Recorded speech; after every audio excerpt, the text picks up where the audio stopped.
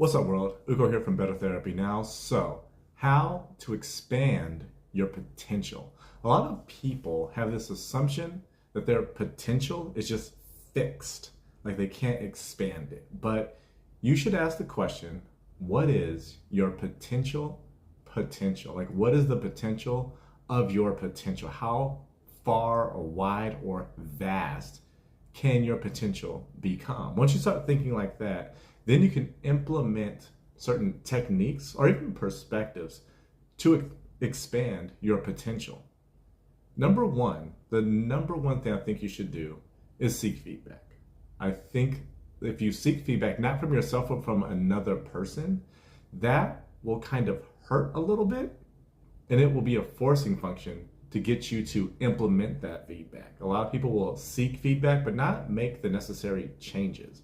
Doing it with somebody else will kind of hurt your feelings and then become a forcing function to get you to make the necessary changes, or at least start brainstorming possible changes.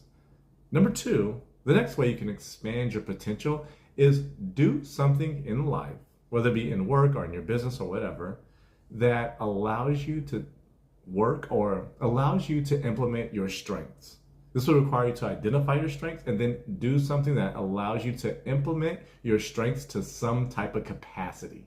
So, for example, if you are really good at communicating with people, then maybe you would do something like sales, or maybe you would do something like individual therapy or something like that. But if your strength is communication, then you want to do something that to some extent requires communication, which are most things, so that you can take that strength to its absolute limits and then push beyond those limits. Number three, on how to expand that potential of yours, take an online course. I specifically like online courses because one, you can do it on your own time. And then two, online courses are very uniquely engineered to be able to do it just in the comfort of your own home. And it's done by somebody that at least knows 1 to 2 levels more than you do. You're probably not going to get the greatest expert in the world, although there's a lot of experts that offer online courses. But very affordable online courses are created by people who are good in a certain area, whether it be sales or doing some type of like working out or nutrition or something like that. They're good in the area, and the course is affordable. So it's an excellent way to kind of expand that potential by increasing knowledge base. And then the last way, which I think is almost underestimated, is not being afraid to challenge yourself in a certain area. So when I was young, I was like obsessed with basketball. I used to go to school every day. I would carry a basketball with me. I'd dribble around all the time. I used to always play alone at home, just shooting around and doing different drills in the backyard. I had a very disciplined approach to how I trained and how I practiced for basketball, and I was a decent player. I played varsity as a sophomore. I played until my senior year. I scored, I think I averaged like 15 or 20 points or something like that. I was okay. I wasn't like a superstar. I was okay.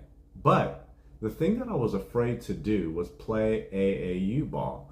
Why was I afraid to play AAU ball? Well, AAU ball is when you're playing with some of the best players in the state, and then you get put on a team, and you have to pay for this, and you travel all around the country playing against different players that are the best players in their state. And I was very intimidated by doing this. I told myself the lie that I didn't want to pay for it, but the truth was that I didn't want to really challenge myself. I didn't want to put myself up against the best players in the state, because then I knew that the truth would come out. I would truly see how good I was. And that for me was very intimidating. It was very scary. But if I would have done that, that would have elevated my game to a level where maybe I could have played after high school. I say all of that because a lot of people will identify their strength. There's a certain type of pride around that strength, and they'll be afraid to really challenge themselves in that area. And I think that is essential to expanding your potential.